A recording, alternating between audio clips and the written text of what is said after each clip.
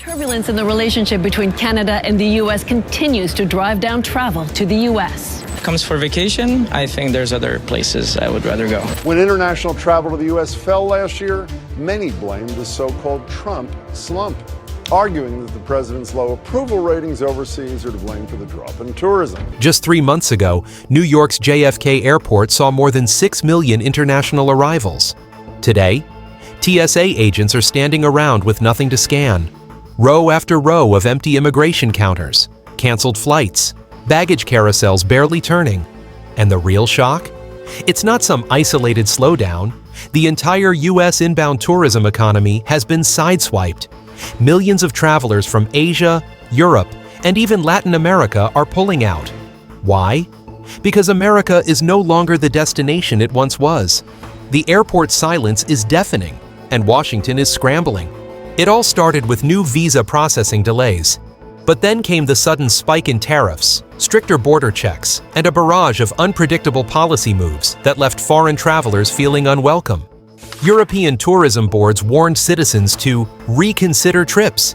Asian travel forums lit up with horror stories about 12-hour customs holds and confiscated goods.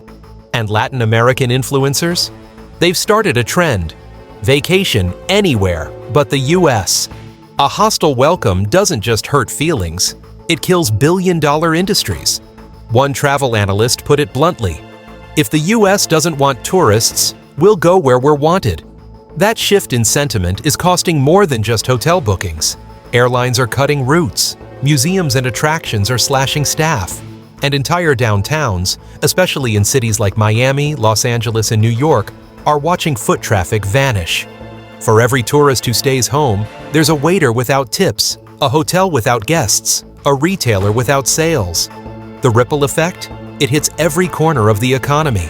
At the White House, the reaction has been pure damage control. Officials say the media is exaggerating the drop, but the numbers don't lie. The U.S. Travel Association confirms more than 3 million cancellations in Q2 alone, a historic collapse. And international flight bookings for August? Down 19% year over year. Meanwhile, other countries are cashing in. Canada just posted a record surge in inbound tourists from Europe, while Japan is seeing its highest U.S. visitor shift in years. When you slam the door, don't be shocked when people stop knocking. Some officials blame security upgrades. Others say it's just post-pandemic volatility. But here's the truth. Travelers have choices.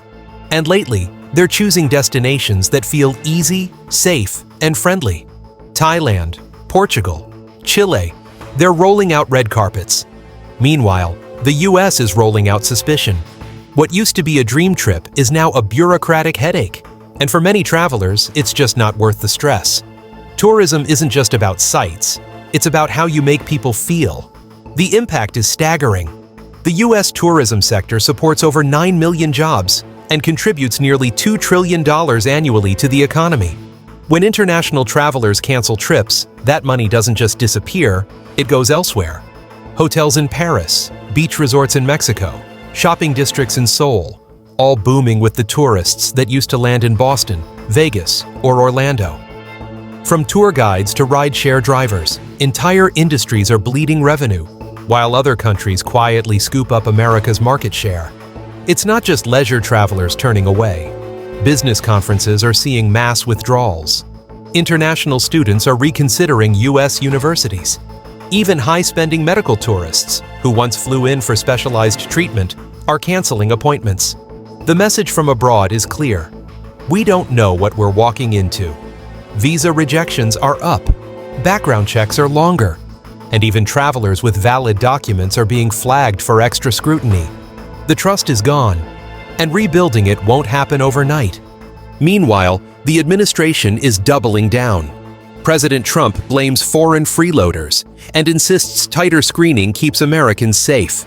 But travel executives say the rhetoric alone is driving people away. Industry insiders begged for a reset, streamline entry, restore global trust, and rebuild America's image as open for business. But instead, headlines about canceled group tours and stranded tourists are dominating foreign press. The world is watching.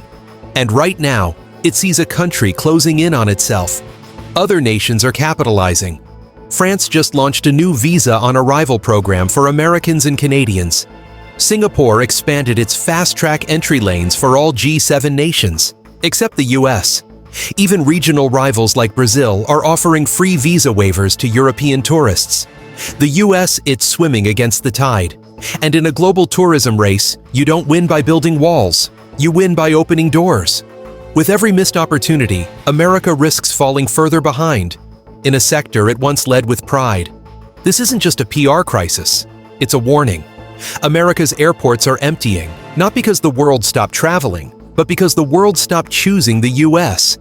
What was once the gold standard of tourism is now seen as unpredictable and unwelcoming. The 3 million cancellations? That's not a blip, that's a shift. And if things don't change fast, the damage won't just be seasonal, it'll be structural. Tourists have moved on. The question is, will the US wake up before it's too late?